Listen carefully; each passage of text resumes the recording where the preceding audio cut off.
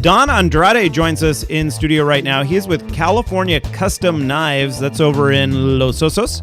And Don, that's exactly what he does. He forges that one knife that you need. Don, thanks for joining us here on the program today. Yeah, thank you for having me on. So you were previously a chef, correct? I was trained as a chef right out of high school. I went to culinary school in Los Angeles and enjoyed that quite a bit, and spent some time with some restaurateurs opening restaurants in and around Los Angeles and Pasadena area. Okay. And learned a lot, actually. Yeah. And so you know what my chef friends are talking about when they harass me? I know exactly what they're talking about. Because the other thing I do is I teach people, along with my sweetheart, how to cook whole foods for health and happiness, and people adjusting their diet so for well-being. And oftentimes we are in homes of clients and they have knives that are mostly just horribly dull. Right. Oftentimes they have amazing knives, but they're just dull. You know, I actually have one knife that I think of as being a really good knife, and I think you're right. I think it might just be dull. Is it difficult to sharpen a knife? Not normally. Oftentimes, lesser expensive knives that are just not going to hold an edge well because of the quality of the steel. That's the big part, right? That's really the big deal, you know. And oftentimes stainless steel knives can be very difficult to sharpen. Anything made after 1987 is recycled steel. So if you bought a knife, from Macy's last month, it's probably could be like a recycled Yugo bumper that the steel was made out of. Really? Post 1987? Yeah. That's interesting. I didn't know that. It's something that a lot of people don't know, actually. Yeah. A Henkel or a Wusthof, any of those big, German companies that you buy that was made in the 80s or earlier, is a pretty good knife, actually. And the older ones are hand forged. Ones from the 30s and the 40s. They're actually handmade knives. All of the knives my parents have at their house are definitely pre-1987, and they were from buying a certain number of groceries at the local grocery store. Yeah.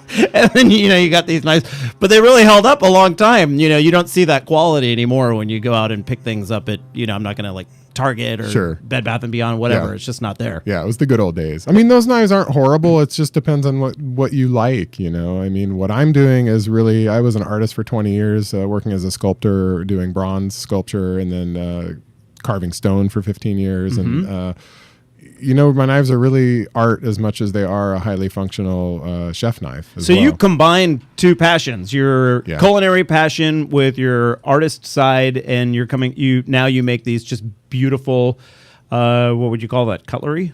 It really is cutlery. Yeah.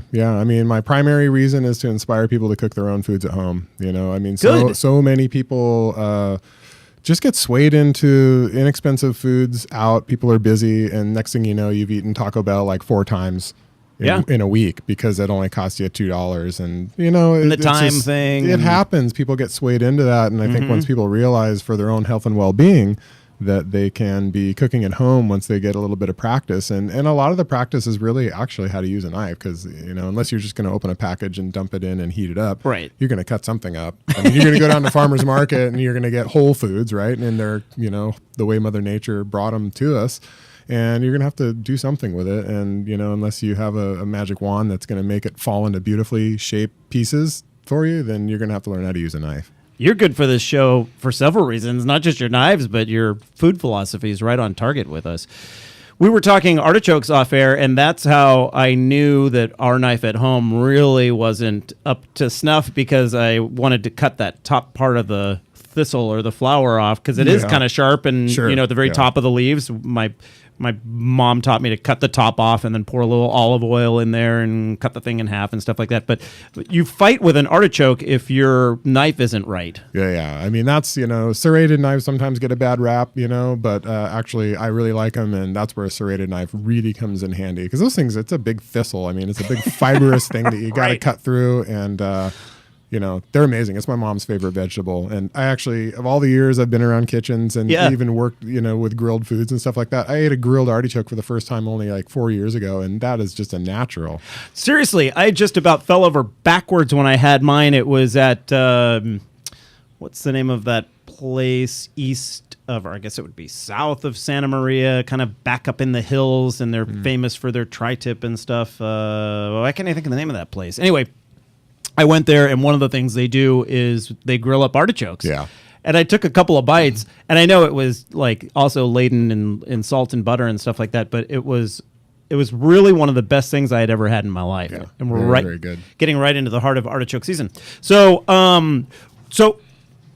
how do you fashion these knives? You must have a studio there in Los Osos, and you have to don't you have to get the metal really hot? You've got to get it pretty hot. So I forge all of my blades. There are a lot of handmade knife makers that do what's called stock reduction, where they'll actually cut the profile of what the knife looks like, and they'll grind all the geometric aspects of what a knife is into the steel. So the bevel that comes down to the edge, or if you look on the top of a knife as it gets thinner towards the tip, that's called a distal taper. But I actually forge all that in hot. So I start with a piece of essentially like a rectangular piece of high carbon tool steel, and I heat it up in the forge, and on the anvil with various shapes hammers, I put all of that shape into the knife. So really 90% of the geometry of what makes a knife look like a knife as far as shapes is all done hot. So you sit there and you pound it out, and then how do you make it so it's so nice and smooth the way a knife would be smooth? That's also with the pounding? No, I get it as smooth as I can, which is probably a lot smoother than some people. My mentor, Tai Gu in Arizona, who has taught me since 2006, he's a master metalsmith, taught me how to forge really, really well. And then with a lot of practice, I've gotten better at it. Because you're using a hammer, so you don't want to put big dents in the blade because you got to work past that eventually. Right. So there's a material on the outside called scale that is coming out of the steel as you're heating it. It's essentially a thick oxidization when it comes out of the forge into the oxygen atmosphere of that we're breathing. It oxidizes, and there's a layer of that on there when the piece is finished being forged, and that's got to be taken off, and then you have to remove the last maybe 10% down to the final geometry before I do the heat treatment. And I've done that for 6 years now, all by hand, using files, draw filing. I did just buy a machine that most other knife makers have, and I'm starting to use that a little bit. So you make several different sizes. You make like the standard chef size knife. What's the most popular size? Because a lot of people probably can only afford to buy one really good one, I'm guessing. I think the most popular size is right around a 6 to 7 inch, like classic French knife size. Yeah. I mean, that'll do everything in your kitchen that you need to do, really. Well, Don Andrade, you have so much more to say, and people can find out what you have to say by getting the Edible Slow magazine. You're featured in it this coming the spring edition, which hits your newsstands on the 15th, which is this coming Monday. And so they can learn all about the process of forging the knives and how they're just made right here locally. So keep your food local and cut it up locally. That's right. Yeah. And you can visit my website at californiacustomknives.com and follow me on Facebook and also on Blogger. So californiacustomknives.com. Also online edibleslow.com or on their Facebook page, which is /edibleslow. Don, thank you for joining us. Thank you very much for having me.